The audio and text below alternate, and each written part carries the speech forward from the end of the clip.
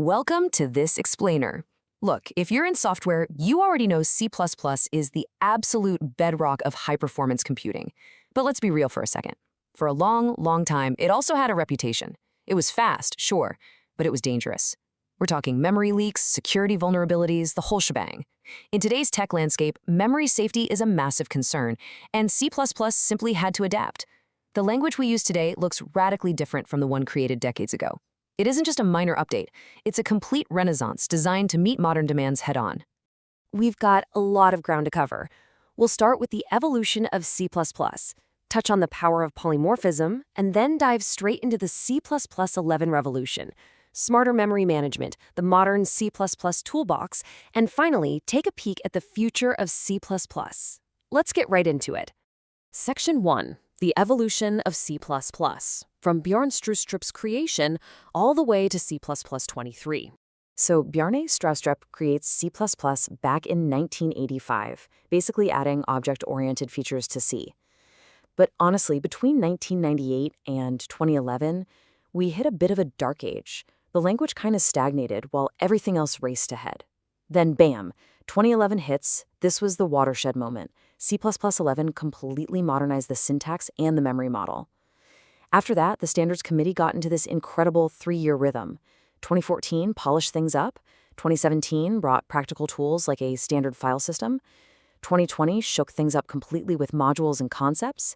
And now C++23 shows us just how incredibly mature this language has become. Moving on to Section 2, the power of polymorphism, the object-oriented foundation of the language. Polymorphism is basically what made C++ famous in the first place. Think of it like this. Just like you can be a parent, a spouse, and an employee all at once, an object in C++ can expose completely different behaviors depending on context. You can write one generic function that interacts with a shape, and it seamlessly handles a circle, a square, or a triangle without needing to know the specific details of those individual shapes. It's a total game changer for writing reusable code.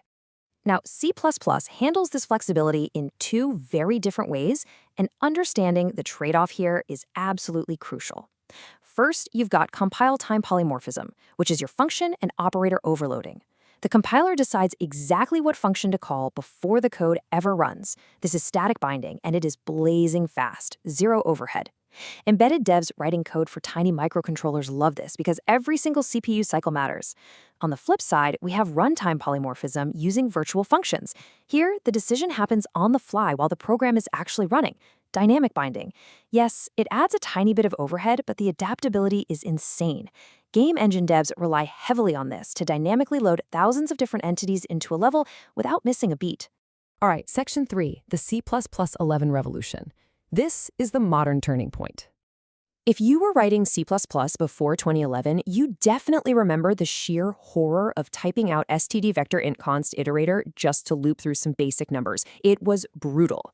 C++11 dropped so much beautiful syntactic sugar, eliminating those clunky manual iterators.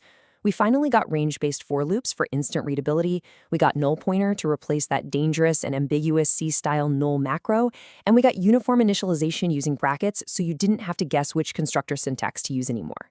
And then there's the auto keyword. This is literally just the compiler finally stepping up and doing the heavy lifting for you.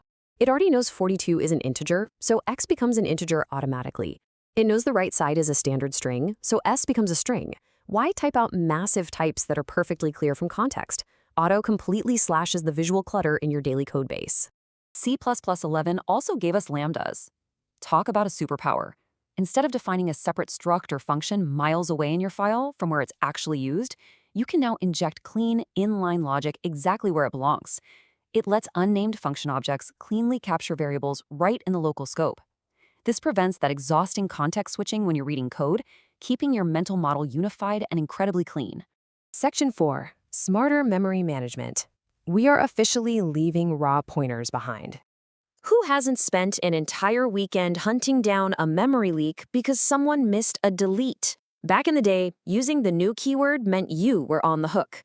Modern C++ fixes this entirely with RAII. Resource acquisition is initialization. Basically, the very moment an object goes out of scope, it cleans up after itself automatically. No delete keyword required. We get unique pointer for exclusive ownership, shared pointer to keep a reference count so multiple parts of your code can share data safely, and weak pointer so you can observe a shared pointer without bumping up that reference count, which prevents memory cycles from crashing your program. If you take away just one thing about memory today, let it be this. Always prefer unique pointer because it implies exclusive ownership, it offers maximum speed with absolutely zero reference counting overhead, it enforces strict, clear rules about who owns what data in your application. You should really only reach for a shared pointer when ownership genuinely needs to be distributed. Moving into Section 5, the modern C++ toolbox. Let's look beyond the basics. Have you ever passed a pointer and a size integer to a function and just kind of prayed this size was right? Well, C++20's std span completely fixes that anxiety. You can initialize a span from an array, a vector, or a string, and it gives you a lightweight, non-owning window into your data. A span doesn't copy the data, it just points to it. Plus, it has bounds checking built right in, helping you avoid those terrifying buffer overflow errors entirely.